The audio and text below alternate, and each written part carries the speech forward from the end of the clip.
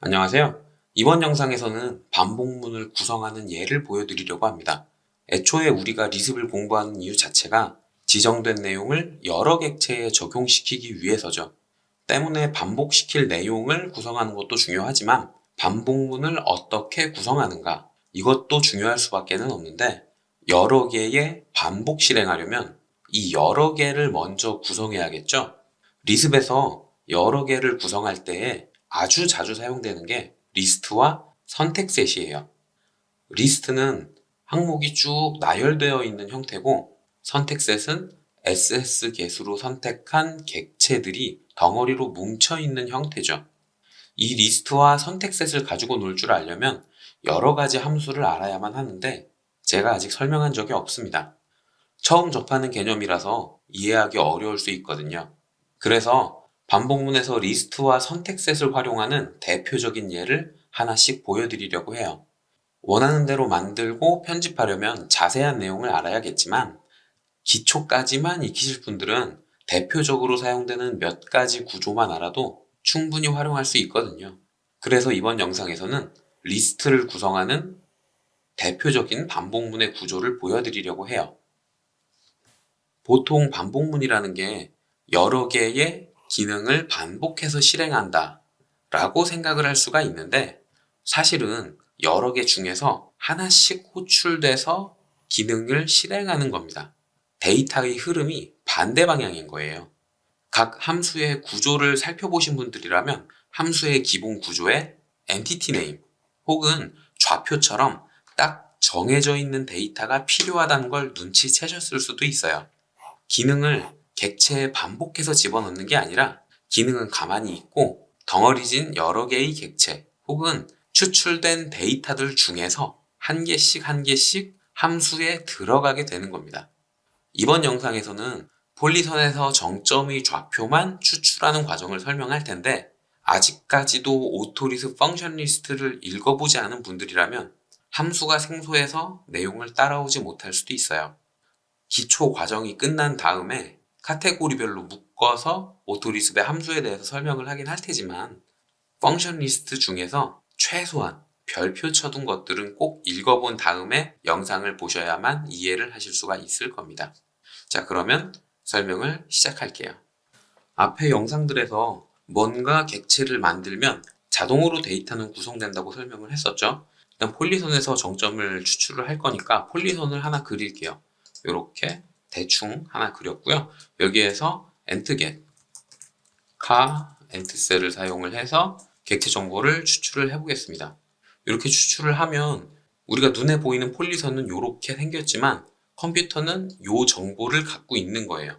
그리고 이 정보를 가지고 객체의 형태를 화면에 보여주고 있는 거죠. DXF 레퍼런스에서 폴리선에 대한 걸 찾아봐도 되기는 하는데, 그냥 이 정보만 봐도 충분히 알아차릴 수가 있을 거예요. 바로 이 10번으로 시작하는 괄호로 묶여있는 요게 정점의 좌표다라는 걸 쉽게 눈치채실 수가 있을 겁니다. 하나, 둘, 셋, 넷, 다섯, 여섯. 6개의 점의 좌표가 있어야겠죠? 1개, 2개, 3개, 4개, 5개, 6개. 총 6개의 좌표가 있어요. 각 번호마다 앞에 붙는 번호마다 당연히 필요한 내용이고 의미가 있는 건데, 그들 중에 맨 앞이 10으로 시작하는 게 좌표라는 뜻이죠. 2D라서 Z축의 값은 없고 X축, Y축 좌표밖에 없긴 하지만 리스트의 첫 번째 요소가 10인 데이터가 점의 좌표다 라는 걸 확인을 하실 수가 있습니다. 즉, 폴리선의 좌표를 추출하려면 10번으로 시작하는 걸 추출하면 된다는 뜻이죠. 폴리선의 객체 정보, 엔티티 데이터에서 10번으로 시작하는 게 정점의 좌표다 라는 걸 알았으면 이제 어떻게 해야 10번만 뽑아낼 수 있을지를 고민해 봐야 됩니다. 이걸 구성하는 방법에는 여러 가지가 있는데, 아주 자주 사용되는 게 이게 10번으로 시작하냐? 라고 물어보는 거예요. 즉, if 함수를 사용한 조건문을 넣는 거죠.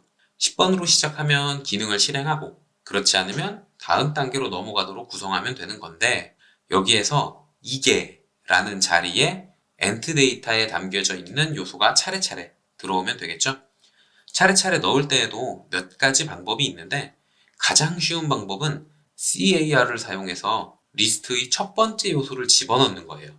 그래서 10으로 시작하면 기능을 실행하고 그렇지 않으면 다음 단계로 넘어가게 되는 거죠. 여기에서 한 바퀴를 돌면 다시 리스트의 첫 번째 요소를 사용하게 됩니다. 때문에 정해진 기능을 다 실행하고 나서 다시 조건문을 반복 실행하기 전에 리스트의 맨 앞에 있는 요소를 빼줘야 돼요. 즉, 엔트데이터라는 리스트에 저장되어 있는 것들 중에 두 번째 요소부터 나머지 요소들을 엔트데이터라는 변수에 다시 한번 저장해줘야 된다는 거죠. 덮어 쓴다고 생각을 하시면 됩니다.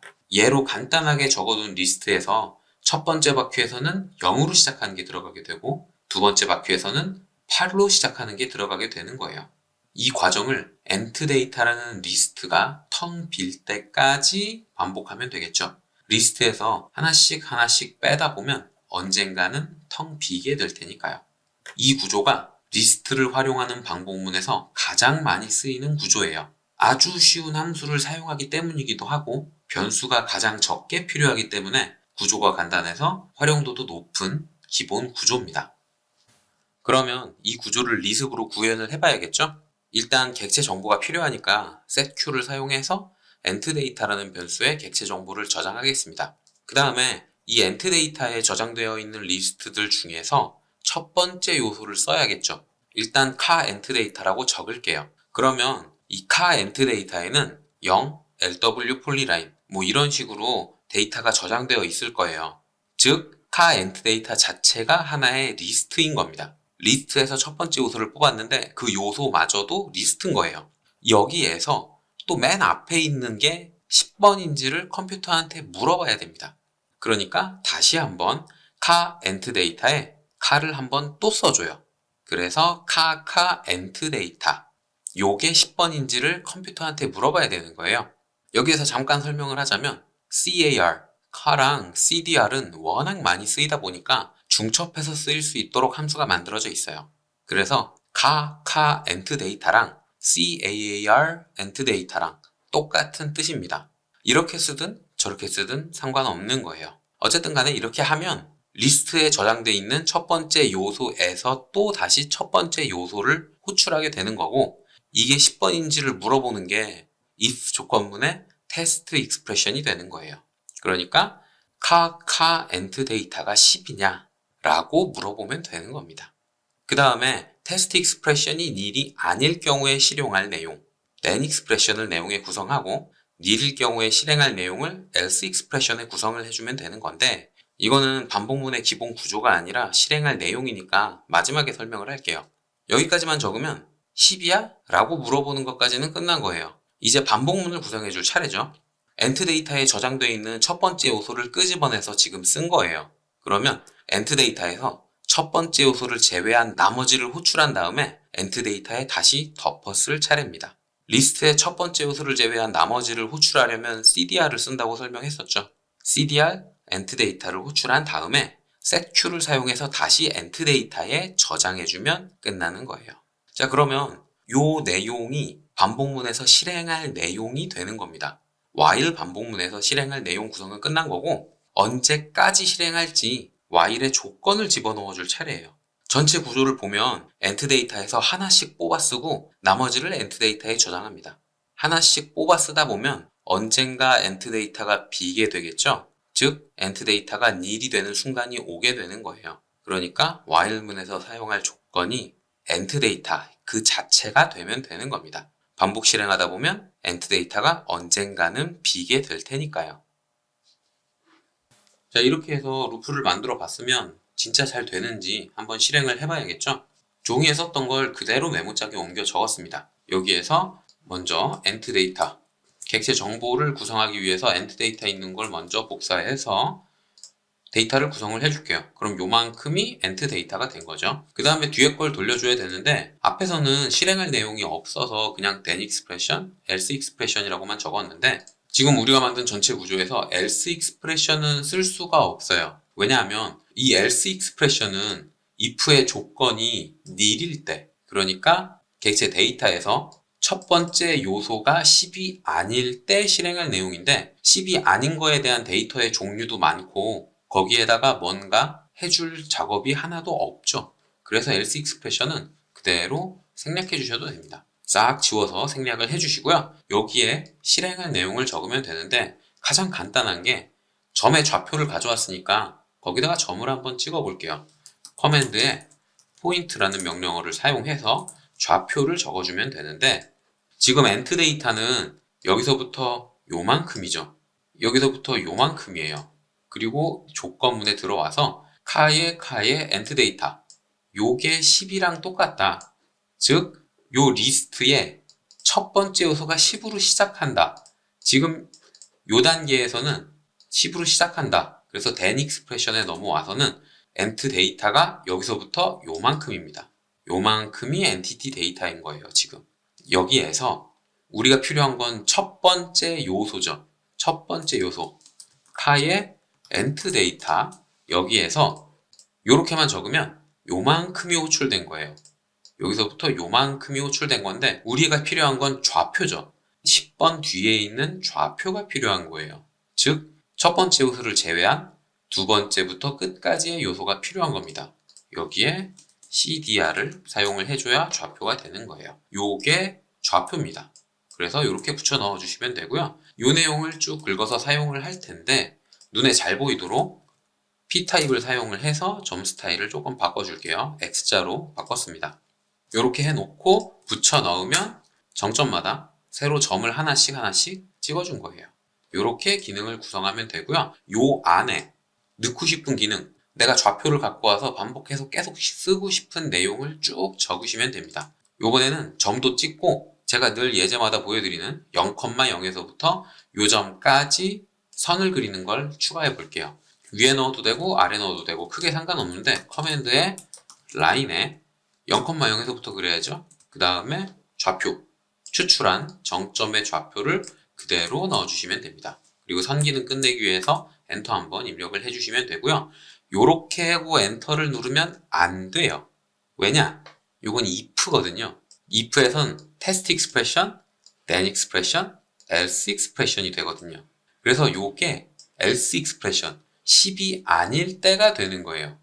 플래그가 10이 아닌 거에 대해서 점을 찍는 내용이 들어가게 되니까 우리가 의도한 것도 아니게 되고 엔트 데이터에 잘 보면 두 번째부터의 요소가 텍스트 스트링인 것도 있어요. 그래서 기능이 오류를 반환하게 됩니다. 그래서 이 두 친구를 모두 다 then expression으로 묶어주기 위해서 programs progn을 써주셔야 돼요. 그 다음에 요거를 묶어주면 요만큼이 then expression 좌표일 때가 되는 거죠. 다시 한번 엔티티 데이터 다시 정립을 해주고요. 그 다음에 요 친구 요렇게 해서 실행을 시키면 점도 찍히고 0,0에서부터 정점까지 선도 그려지는 기능이 만들어진 겁니다. 이렇게 폴리선에서 정점의 좌표를 추출했으면 그거에 대해서 기능이 실행되도록 전체 구문을 구성을 해주시면 되는 거예요. 자, 이렇게 해서 이번 영상에서는 이미 구성되어 있는 리스트, 예로 들었던 건 폴리선의 객체 정보였죠. 거기에서 일정 조건에 원하는 정보만 추출하는 내용을 반복문으로 구성해 봤어요. 제가 예로 들었던 건 폴리선에서 정점의 좌표를 추출하는 내용이었는데 예로 들었던 단편적인 기능을 설명한 게 아니고요. 반복문의 기초 구조와 플로우 차트를 설명을 했던 겁니다. 이걸 이해했다면 필요한 데이터를 추출한 다음에 다른 기능에 차례대로 집어넣는 그런 구조를 만드실 수가 있을 거예요. 긴 영상 봐주셔서 감사드리고요. 다음 영상에서는 선택셋의 기능을 반복 실행하는 방법에 대해서 설명하겠습니다. 감사합니다.